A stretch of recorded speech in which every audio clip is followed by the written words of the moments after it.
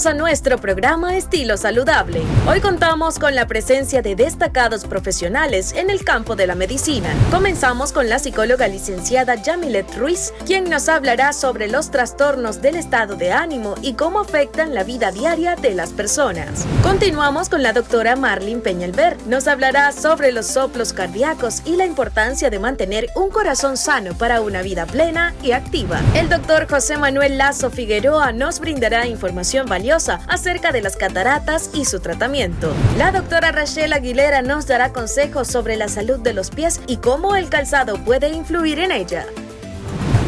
Amigos de Estilo Saludable, nos encontramos en el Grupo Médico Santa Paula en el consultorio de Yamilet Ruiz, quien es licenciada en Psicología y Letras. Estaremos conversando sobre los trastornos de los estados de ánimo.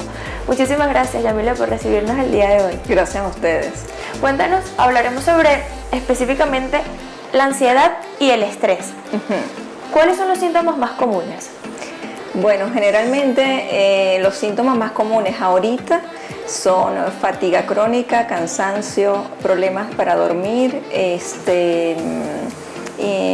se pueden remitir en insomnio o dormir mucho, también pensamientos intrusivos, ¿sí?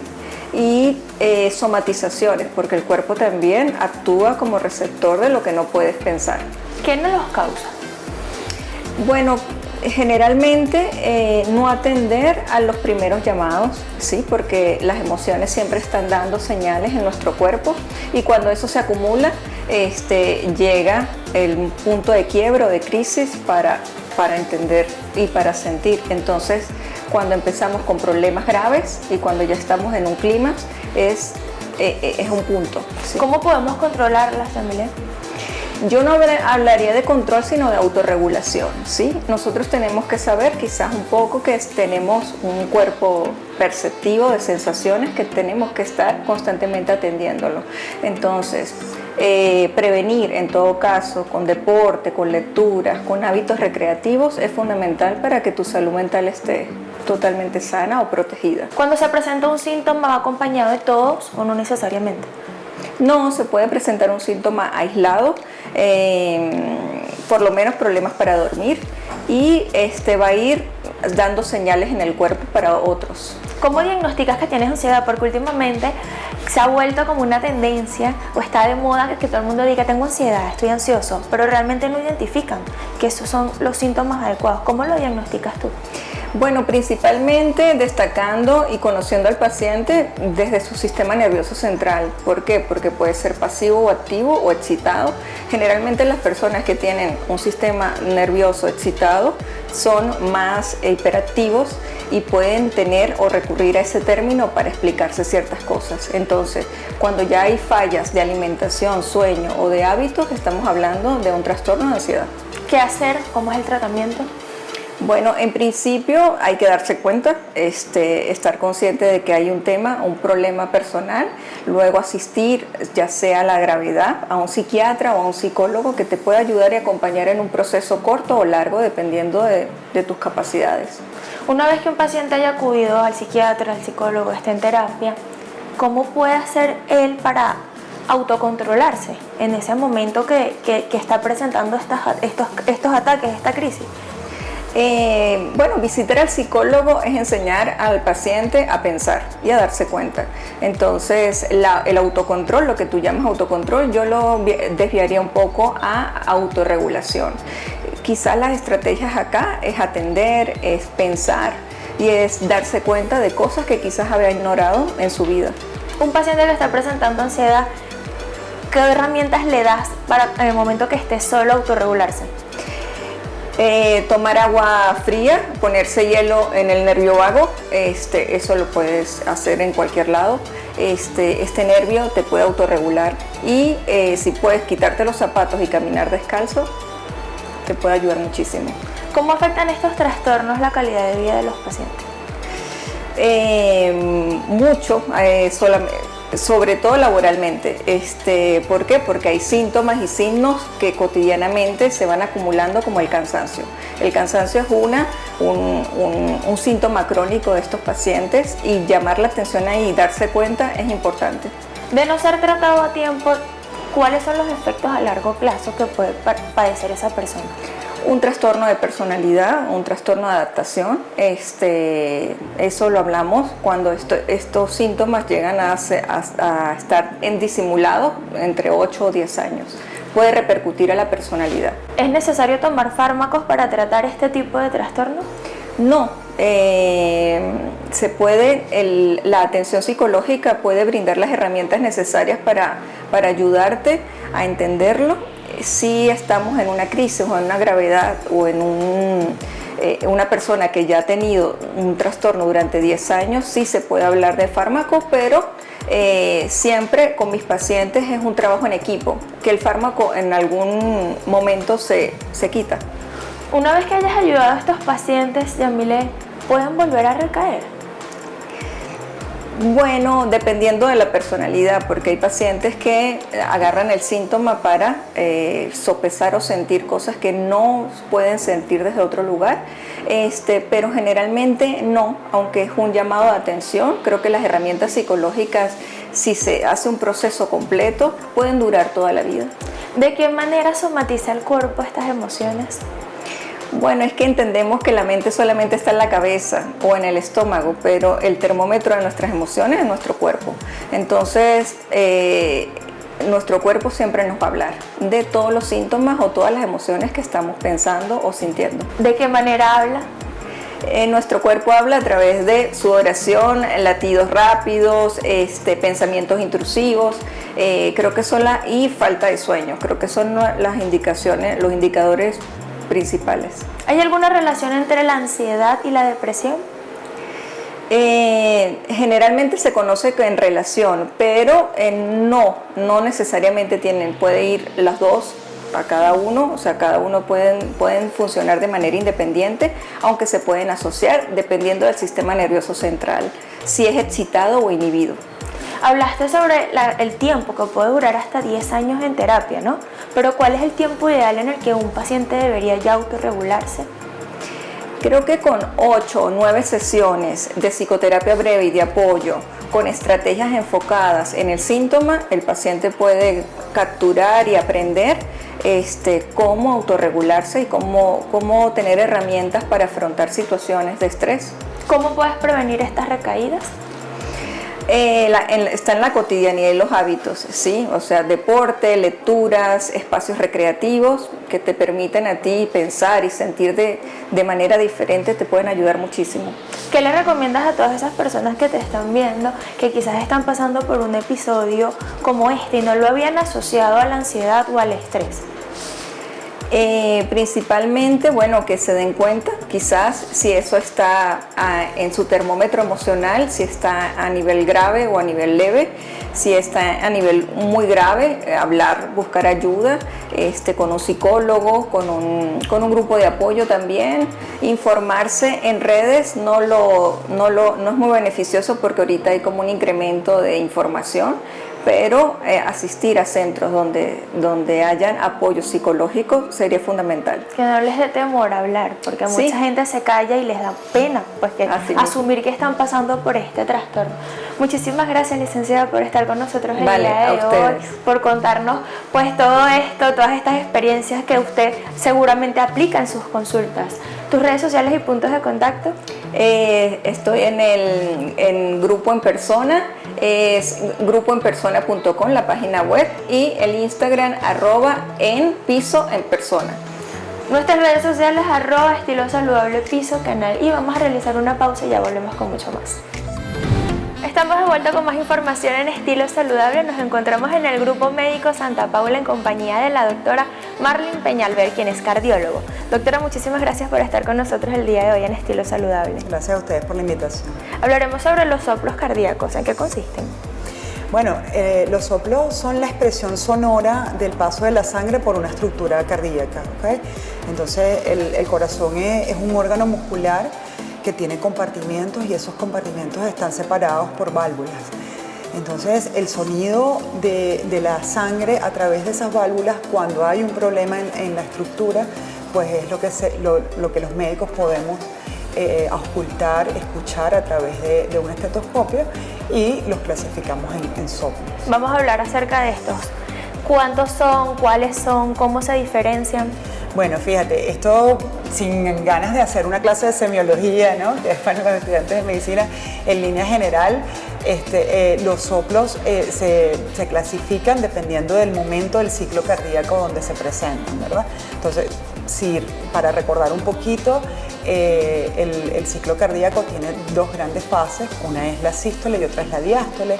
La sístole es donde la sangre sale a través de las válvulas, hacia los pulmones o hacia el sistema circulatorio, ¿no?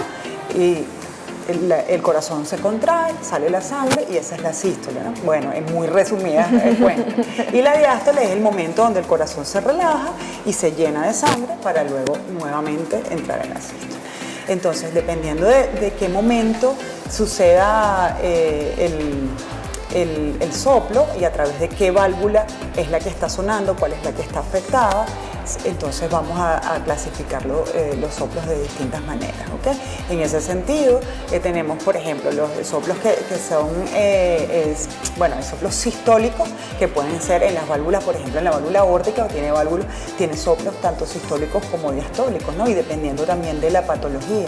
Si es, por ejemplo, una estenosis aórtica, entonces vamos a tener un soplo mesosistólico porque es la mitad de la sístole, ¿no? Y entonces, bueno, esta es una nomenclatura que por supuesto es muy antigua porque es de la semiología de cuando no había más nada, sino sencillamente nuestros ojos, nuestras manos y un estetoscopio o sencillamente una tecnología muy básica para poder hacer los diagnósticos, pero que sigue estando vigente. O sea, hasta ahora nada supera el examen físico. Yo creo que ni siquiera la inteligencia artificial, pero ya veremos. ¿Cómo lo diagnosticas, doctora? Bueno, mira, básicamente los soplos se diagnostican examinando al paciente y en la parte del examen físico lo más importante como es una expresión sonora, utilizamos el estetoscopio, ¿ok? El estetoscopio, bueno, creo que todo el mundo lo ha visto, es un dispositivo, digámoslo así, que los médicos utilizamos para escuchar diferentes sonidos que emite nuestro cuerpo y por supuesto que el corazón es uno de los que emite más, ¿no?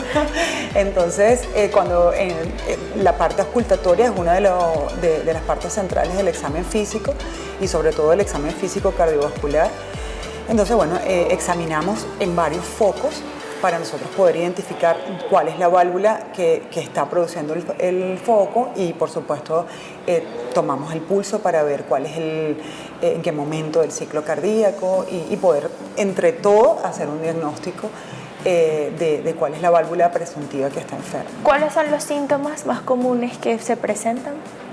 Mira, la gente tiende a confundir el diagnóstico de soplo con una enfermedad. Okay. Y no necesariamente es así. Hay soplos que sencillamente no traducen una enfermedad, sino un estado hiperdinámico. Okay. Es decir, por ejemplo, si un paciente tiene fiebre, va a tener la frecuencia cardíaca más elevada y la sangre cuando pasa rápidamente a través de la válvula aórtica, entonces puede sonar. ¿Okay? En los niños, por ejemplo, es muy común los soplos inocentes porque su corazón es pequeño. Claro. Y ellos tienen una frecuencia cardíaca un poco más elevada que el resto de los adultos, y entonces suena su válvula. De manera pues que no necesariamente el soplo traduce una enfermedad. Obviamente va a depender del tipo de soplo, ¿no? Y lo otro es que puede traducir una condición anatómica, puede traducir una patología. Entonces, el soplo es una expresión de una patología o de una condición que puede ser transitoria. O sea, que no necesariamente puede estar relacionado con alguna malformación genética o alguna patología cardíaca. Fíjate, hay algunas enfermedades congénitas, como son la comunicación interauricular y la comunicación interventricular, que producen un tipo distinto de soplo, ¿ok? Pero no necesariamente está asociado. Está asociado porque es dependiendo del tipo de soplo. Los soplos que son por comunicaciones interventriculares o interauriculares, esos soplos que generalmente son en ambos momentos del ciclo cardíaco.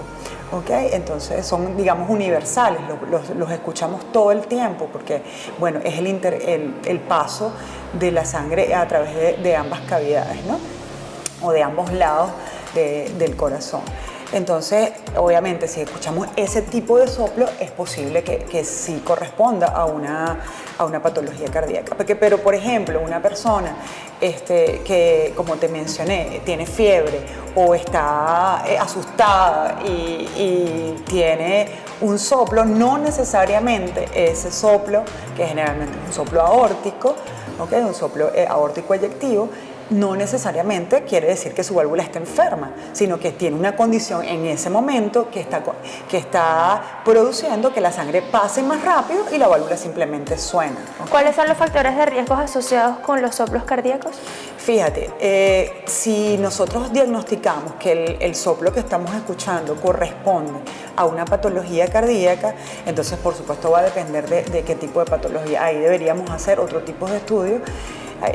Básicamente el ecocardiograma es el caballito de batalla donde podemos ver estructura cardíaca y podemos evaluar tanto válvulas como tabiques, como el corazón en general, el grosor de las paredes y todo eso. Entonces, dependiendo de lo que nosotros estemos escuchando, vamos a ir a otro estudio que es el ecocardiograma, y en el ecocardiograma podemos ver y analizar las diferentes estructuras, entre ellas por supuesto las válvulas. Entonces ahí mediremos las velocidades de las válvulas, veremos la parte anatómica, si hay calcificación, si hay prolapso, si hay rupturas.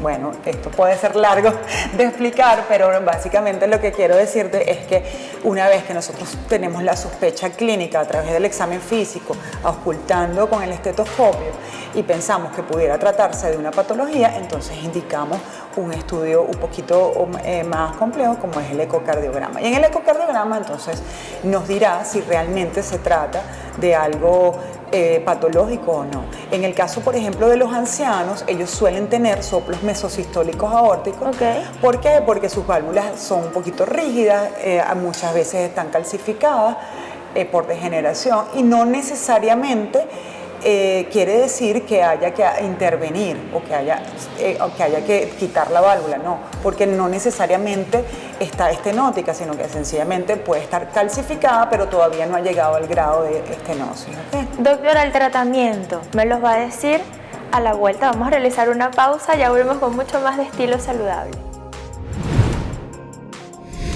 Trivia pone a prueba tu conocimiento. La pregunta de hoy es, ¿cómo se llama la hormona que regula el sueño? Opción A, melatonina. Opción B, leptina. O la opción C, melanina. No te apartes, quédate con nosotros porque la respuesta estará más adelante. Amigos, estamos de vuelta en Estilo Saludable, sigo en compañía de la doctora Marlene Peñalver, con quien estamos conversando acerca de los soplos cardíacos. Doctora, dejamos en el bloque anterior una pregunta y es acerca del tratamiento. ¿Cuál es el tratamiento ideal para estos soplos? Mira, el tratamiento va a depender de la patología que diagnostiquemos, si realmente es una patología. Como te decía anteriormente, si es un estado hiperdinámico, donde el paciente tiene fiebre o está ansioso o está taquicárdico, pues sencillamente se trata la fiebre, se trata la ansiedad o el estado hiperdinámico que tenga, por ejemplo, el hipertiroidismo que puede producir soplos justamente por el estado en que está el paciente, pues se trata la patología con medicación. Si por el contrario nosotros hacemos el ecocardiograma y diagnosticamos un problema valvular que sea severo, okay, porque siempre obviamente lo mejor es lo que Dios nos dio, ¿no? Lo mejor siempre tratamos de preservar la anatomía de nuestro corazón, pero cuando hay un problema valvular que es severo, entonces hay que sencillamente hacer un reemplazo o una reparación de la válvula que esté afectada. En el caso de las comunicaciones interventriculares o interauriculares, si tiene aumento de las presiones pulmonares, bueno, eso tiene unos criterios, ¿verdad?, que tenemos que establecer para nosotros saber si debemos intervenir, ¿ok? Y en ese sentido, pues entonces se hace cierre del tabique, del defecto, ¿no? Por ejemplo, si el paciente tiene una estenosis valvular aórtica, entonces, dependiendo de la edad y las comorbilidades del paciente, se lleva a cirugía de reemplazo valvular, que puede ser cirugía abierta o puede ser cirugía transcatéter, todo dependiendo sobre todo de la edad y las comorbilidades del paciente. ¿Cuáles son las complicaciones que pueden existir si un paciente no es tratado? Bueno, mira, si un paciente tiene una valvulopatía severa y no es tratado, pues sencillamente el deterioro es continuo y llega un momento que la fibra cardíaca se daña, aumentan las presiones intracavitarias, aumentan las presiones pulmonares. Bueno, se llega a un estado bastante complicado y complejo del paciente, se cae en insuficiencia cardíaca porque literalmente la fibra cardíaca se daña y ya no puede hacer la función primordial del corazón, que es la función de bomba. ¿Okay? Es su función más importante, aunque hay muchísimas otras. Pero entonces, si hay daño de fibra cardíaca, pues el paciente empieza a estar en un estado de insuficiencia cardíaca, empieza a tener dificultad respiratoria, empieza a hincharse. Los típicos pacientes que vemos con edema de miembros inferiores, que vemos que dan 2 pasos y se cansan, pues un estado bastante comprometido. ¿Okay? Cuando son pacientes infantiles, ¿el diagnóstico se hace igual? Muy parecido. Realmente los pacientes pediátricos, generalmente las valvulopatías son de tipo congénita, o lo más común en ellos son las comunicaciones interauriculares e interventriculares, y generalmente, bueno, tiene que ser bastante severo para nosotros poder intervenir, ¿ok? Entonces, en ese sentido, hay otro tipo de patologías como persistencia del conducto arterioso. Hay otras cosas en los pediátricos que podría condicionar la intervención inmediata, inclusive en el neonato, para poder salvar la vida del paciente. Entre tantos mitos que existen acerca de este tema, y seguramente tú lo has escuchado durante toda tu carrera, es que el soplo se quita solo. ¿Esto es cierto? Bueno, lo que pasa es que es muy común los soplos inocentes, llamaban nuestros profesores. Los soplos inocentes en la población pediátrica son muy comunes. Entonces, generalmente se quitan cuando el paciente crece, porque literalmente crece el corazón y ya la sangre cuando pasa por ahí no va a sonar. Si no hay una patología específica diagnosticada, si es simplemente un soplo eyectivo, o sea, de cuando la sangre pasa a través de la válvula aórtica y que suena porque hay una frecuencia cardíaca aumentada en los niños, pues él cuando termina su crecimiento, pues sencillamente todo crece y ya deja de sonar. Se puede quitar solo en esos casos. En esos casos. Cuando hay una patología específica, pues hay que intervenir. Cuando el tratamiento es con medicación, ¿es de por vida? Todo depende del nivel y la severidad de la patología de la que estemos hablando. Hay pacientes que pasan muchísimos años con tratamiento médico bien controlados. Todo depende de la severidad del problema. Si es un problema leve, generalmente lo que se hace es dar prevención para la endocarditis, simplemente antibióticos cuando el paciente vaya a ser sometido a un procedimiento invasivo y ya. Pero si es un problema serio, generalmente no se quita con tratamiento médico, sino que hay que intervenir. ¿Qué papel juega el ejercicio en estas condiciones de soplos cardíacos? Mira, yo soy pro ejercicio y lo soy no por simplemente gusto, sino porque hay demasiada evidencia de que el ejercicio nos trae beneficios en todos los sentidos, ¿no? Con respecto a la parte cardiovascular, bueno, los beneficios son infinitos. Pero en los pacientes que tienen valvulopatías o comunicaciones interauriculares o interventriculares, que son las que son expresión de los soplos, hay que establecer bien si no es un problema severo. Si es un problema leve o moderado, el ejercicio está indicado y va a depender de la capacidad funcional del paciente. Eso uno lo establece dependiendo de la patología, de la severidad, del tipo de paciente, y uno lo prescribe.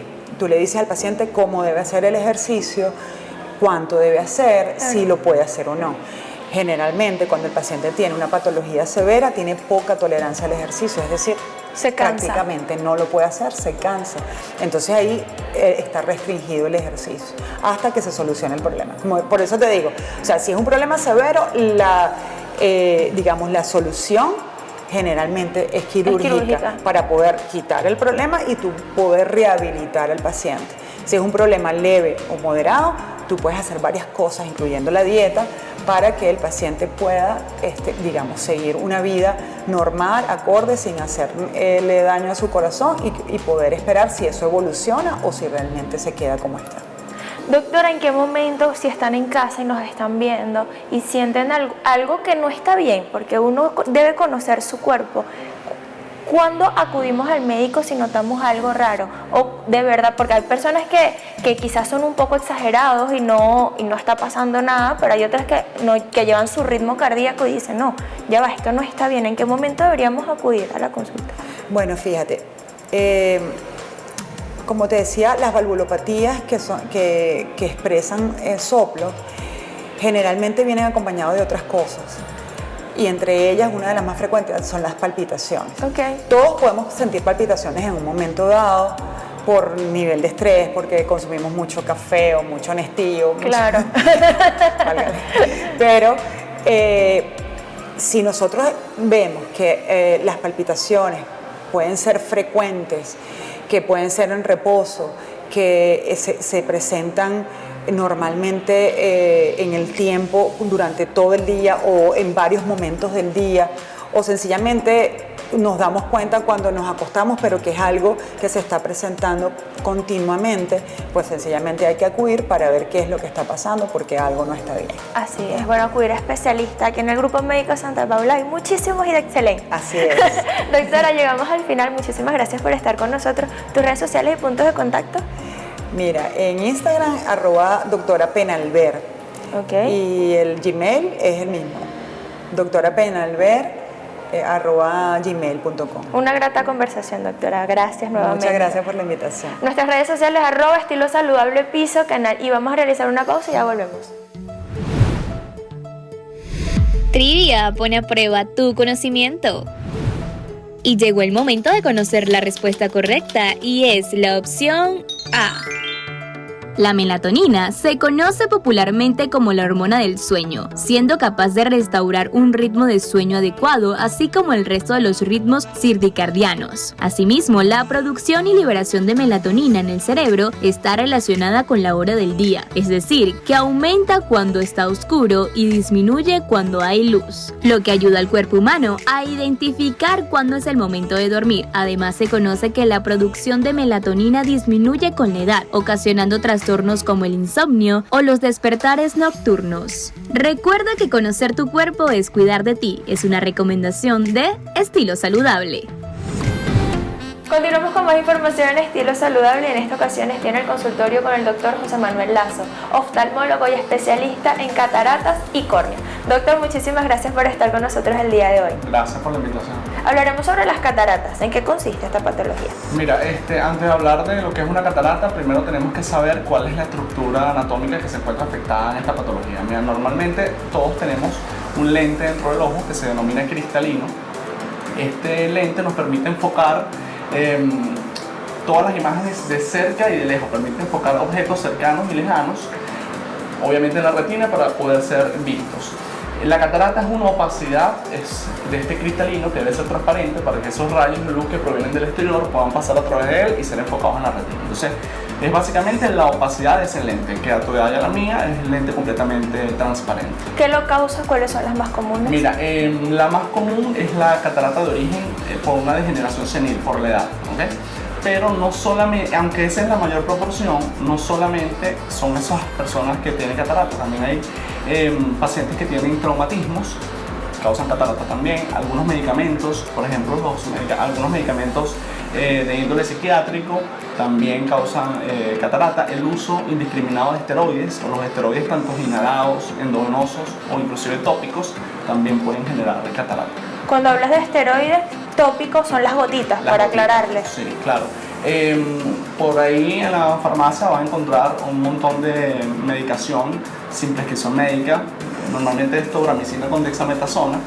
Es un medicamento de venta libre que a mi parecer no debería ser vendido a los pacientes, porque bueno, hay abuso de ese medicamento, aumenta mucho la dosis, las veces que se coloca el medicamento en el ojo, y esto puede ocasionar, dependiendo de la dosis y la cantidad de veces que se coloca en el ojo, cataratas. ¿Cuáles son los síntomas, doctor? Mira, los síntomas de cataratas son normalmente, es variable, ¿okay? Hay pacientes que tienen uno que otro síntoma, hay pacientes que los tienen todos. Ok. Pero normalmente disminución de la visión lejana y cercana, ¿okay? Ya te voy a contar un dato curioso sobre la disminución de la agudeza visual. Los pacientes a veces tienen deslumbramientos, tienen halos, ¿okay? A veces líneas brillantes en la visión. El paciente también tiene dificultad para discernir los colores, el color se ve muy opaco, a veces el paciente siente que hay una nubosidad, ¿okay? Que siente algo como todo opaco, todo lo ve opaco, ¿okay? A veces el paciente tiene mucha dificultad para ver en sitios donde no hay poca luz, donde hay poca luminosidad. Entonces, generalmente esas son las más importantes. Una cosa también es la sensibilidad al contraste. El paciente pierde mucha sensibilidad al contraste, que eso es básicamente observar un objeto claro en un fondo oscuro. Pierden esa capacidad. O de ver algo oscuro en un fondo blanco. ¿Y el dato curioso que nos ibas a dar? Ajá, el dato curioso importante. Por el tipo de cataratas, a veces las cataratas cuando están comenzando y son cataratas de origen nuclear, la localización de la catarata, en una primera instancia, más o menos entre los 55 y 60 años de edad, a veces el paciente que es presbista, o sea que sufre de presbicia, comienza a ver mejor de cerca, y a veces el paciente se quita los lentes y dice, bueno, pero qué raro, empecé a ver un poco más de cerca. Y resulta que la catarata hace una miopización del ojo y por lo tanto el paciente ve un poquito mejor de cerca. Y es como un engaño. Ese fenómeno se conoce como segunda visión. Y si alguno de los pacientes o las personas que están viendo este programa sienten eso o tuvieron eso, tienen que irse a evaluar porque probablemente sea catarata lo que tienen. Doctor, si tenemos algún familiar mayor que está padeciendo de esta enfermedad, ¿nos tenemos que alarmar porque posiblemente también podamos padecer de ella? Sí, a veces... Normalmente viene con la edad, ¿okay? Pero si tenemos abuelitos que sufrieron de cataratas, tíos que sufrieron de cataratas, familia que haya tenido cataratas o sobre todo cataratas a veces congénitas, niños que nacieron con cataratas, hay que irse a evaluar porque a veces hay una índole de origen genético que puede estar asociado también y todo el grupo familiar debería evaluarse. ¿Okay? Hablemos del tratamiento. ¿En qué consiste? Mira, el tratamiento de la catarata es quirúrgico, ¿ok? Es una patología, es una degeneración senil que debe ser operada. No todos los casos se operan, hay casos que se operan y hay casos que no. Los que no se operan normalmente son esas cataratas que no traen limitación para la agudeza visual, que normalmente por su ubicación están periféricas, no están en la zona central, o sea, no comprometen el eje visual y que no causan síntomas. ¿Okay? Ese paciente tú le puedes dar una cita, dos veces al año quizás, para ver la progresión de la catarata. Y después, bueno, si en un futuro limita la agudeza visual, llevas al paciente a mesa operatoria. ¿Okay? Ahora, el paciente que tiene limitación de la agudeza visual, que tiene una catarata considerable, que está perdiendo mucho la visión y que tiene síntomas de los que ya te expliqué, entonces ese paciente debe ser llevado a mesa operatoria. Claro, la cirugía de catarata es una cirugía electiva, bien programada, bien estudiada, no es una cirugía de urgencia, a menos que, bueno, cause enfermedades o que condicione, por ejemplo, hay cataratas que condicionan un glaucoma. O sea, son cataratas que deberían ser operados de urgencia. O, por ejemplo, traumatismos que también tienen catarata, entonces uno puede resolver el traumatismo y la catarata en el mismo acto quirúrgico. ¿Qué contraindicaciones hay? Para la cirugía de catarata normalmente no hay ninguna contraindicación, porque el paciente es una cirugía electiva, es una cirugía con anestesia local, no es una cirugía, generalmente no es una cirugía con anestesia general, a menos que hayan ciertas condiciones en el paciente que necesiten a juro la anestesia general, pero no hay contraindicación para la cirugía de catarata, es una cirugía bastante programada. ¿Okay? Después de la cirugía y el paciente esté bien, ¿puede volver a recaer? No. Pero ocurre una cosa importante que en consulta me lo preguntan mucho. Doctor, me dijeron que la catarata vuelve a salir. No es así. Lo que ocurre es que después que tú colocas un lente intraocular, porque tú operas, extraes la catarata y suplantas con un lente intraocular. Ese lente intraocular con el tiempo tiende a opacificar la parte posterior y uno con un equipo que se llama el Jack Laser hace una limpieza de la parte posterior de la cápsula donde está metido el lente intraocular. ¿Okay? ¿Se puede prevenir? La catarata no se previene, la catarata aparece y cuando aparece y limita la agudeza visual hay que operar.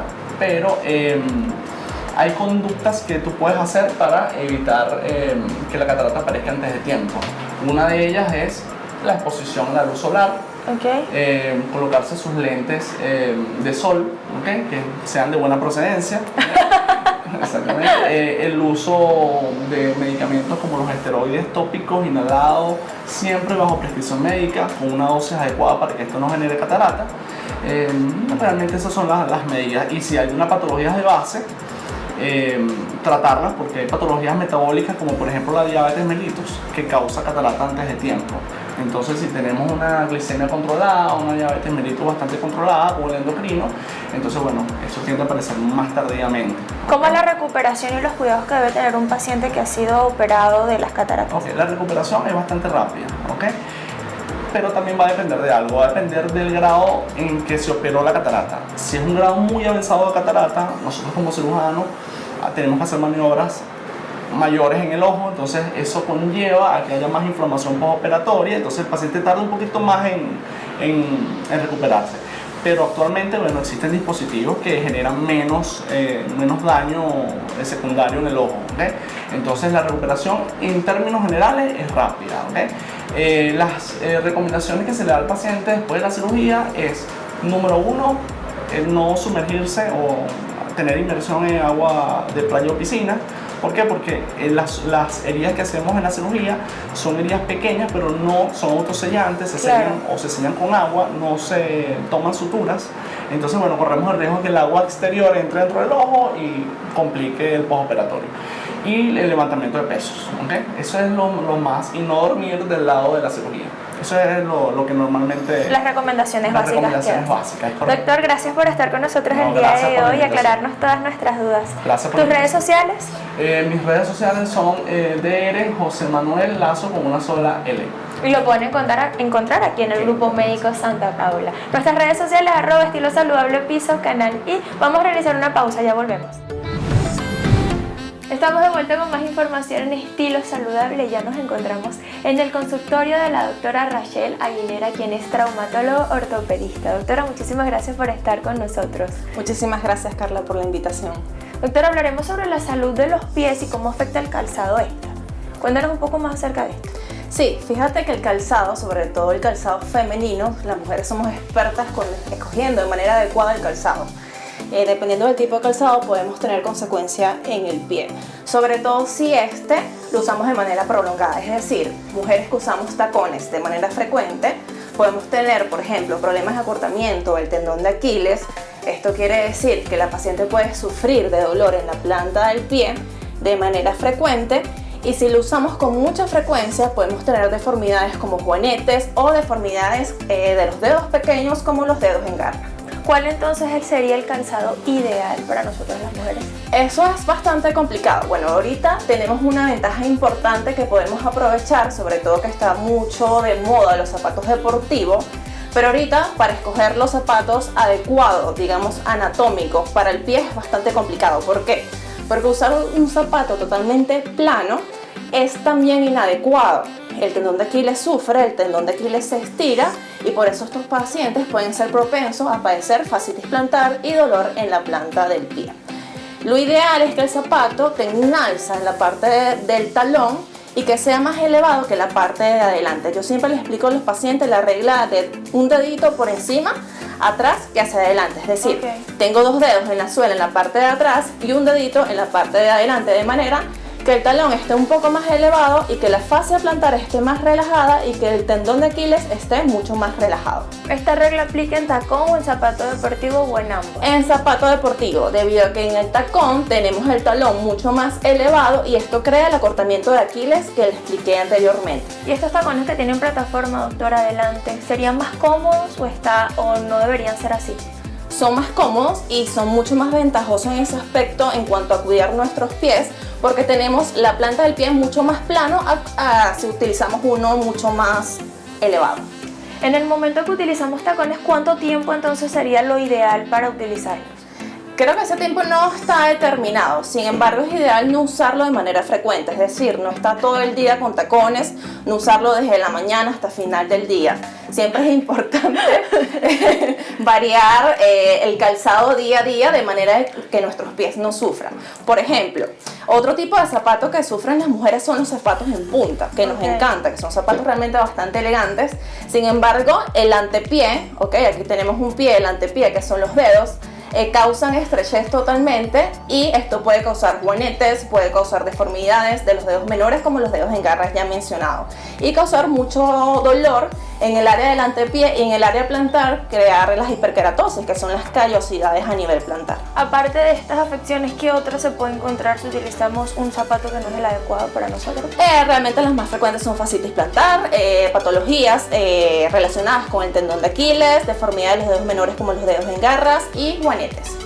Me da mucha risa y me río contigo porque yo ando todo el día en tacones, todos los días prácticamente. Entonces, ¿cuáles son tus recomendaciones para todas esas personas que están en casa, que trabajan en oficina, que quizás tienen un trabajo similar al mío y usan tacones diarios? Sí, realmente, sobre todo con el punto de los tacones y el acortamiento del Aquiles, es muy frecuente que te llegue un paciente que usa tacones todo el día, todos los días, que te llegue a consulta porque no tolera estar totalmente en plano. Ponerse totalmente de plano, andar con zapato plano o andar descalzo, por lo menos cuando nos toca ir al gimnasio, que nos toca usar zapatos deportivos, el paciente dice que no tolera estar en zapato deportivo, estar en una caminadora. Es allí cuando realmente se recomienda lo del alza, que esos zapatos siempre tengan como una cuña en la parte del talón y además de esto que los pacientes hagan ejercicios de estiramientos del tendón de Aquiles y de la fascia plantar de manera de poder contrarrestar ese tiempo que el paciente tiene el tendón de Aquiles acortado. ¿Por qué se acorta?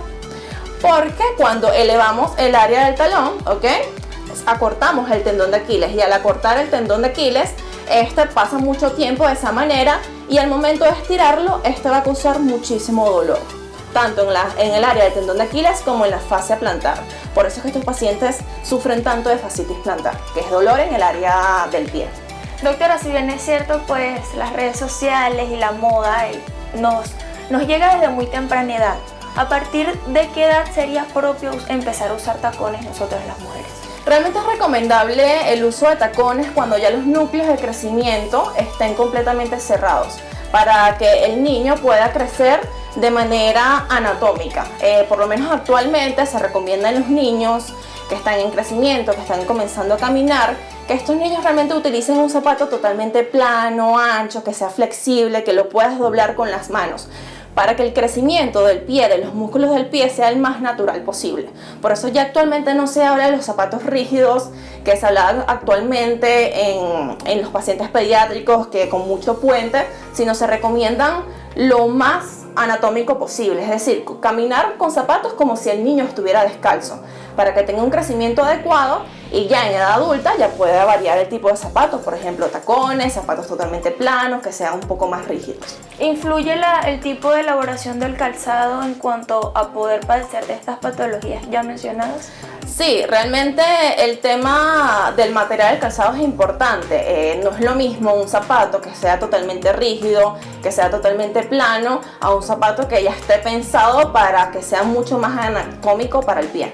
¿Es posible prevenir alguno de estos daños aún utilizando tacones diarios? Bueno, como lo mencioné anteriormente, los ejercicios de estiramiento del tendón de Aquiles son recomendables para las personas que utilizan tacones con mucha frecuencia. Utilizando aquí este modelo que tienes, ¿cómo deberían hacerse esos estiramientos o cómo podemos poner el pie? Bueno, básicamente uno de los ejercicios que podemos tener, dando el ejemplo que estos son nuestros pies y mi mano es un escalón, es bajar y subir, ponernos en punta solo apoyando el antepié en el escalón, elevando el talón y luego bajando lo más posible, claro, apoyados en una pared porque nos podemos caer. ¿Eso se hace descalzo o con zapatos? Idealmente con zapatos descalzos, pero que sea un calzado flexible, que no sea totalmente rígido, que nos permita movimiento en la planta del pie. ¿Cada cuánto tiempo deberíamos hacerlo? Yo les digo a mis pacientes que uno come 3 veces al día, entonces uno debería hacer el ejercicio 3 veces al día, desayuno, almuerzo y cena. Si tenemos alguna lesión utilizando tacones, ¿cuál es el tiempo en el que deberíamos guardar reposo, doctora? Hasta que el paciente no presente sintomatología, hasta que el paciente esté resuelta la patología que presente. Realmente esa es una pregunta difícil de contestar. Doctora, a todas las personas que te están viendo, aprovechando pues toda esta entrevista, unas recomendaciones para evitar pues causar daños a la salud de nuestros pies. Bueno, varias cosas, sobre todo para el género que nos encantan los tacones y el uso de zapatos inadecuados como somos nosotras las mujeres. Si vamos a usar tacones, úsalo con plataforma, que mientras más plataforma el pie va a estar más plano, vas a estar mucho más cómodo y vamos a cuidar más nuestros pies. La punta que no sea tan estrecha, que sea ancha, de manera de que nuestros dedos puedan tener espacio y evitar tener un factor de riesgo para deformidades como juanete, para deformidades como dedos en garra. Utilizar los tacones cuando sea necesario, es decir, nuestras jornadas de trabajo, nuestros eventos sociales y bueno, ya en casa usar un zapato adecuado o cuando podamos utilizarlo. Si vamos a usar un zapato deportivo que no sea totalmente plano, que siempre el talón esté un dedito por encima que la región del antepié, es decir, de la región de los dedos. Y con eso yo pienso que podríamos cuidar la salud de nuestros pies, con esas medidas. Doctora, gracias por compartir con nosotros todas estas recomendaciones, toda esta información, tus redes sociales y puntos de contacto. Sí, me pueden seguir por @doctora.rachelaguilera, ¿okay? Estoy presente en la Clínica Urológica San Román, aquí me pueden encontrar. Muchísimas gracias, doctora. Amigos, con esta entrevista llegamos al final de nuestro programa. Muchísimas gracias por mantenerte en sintonía con la señal de Canal I. Les recuerdo nuestras redes sociales, @estilosaludable_canal I, mi cuenta personal, @carlitablanco. Como siempre les digo, los espero el próximo miércoles a las 9 de la mañana, acá en tu espacio de salud favorito, Estilo Saludable.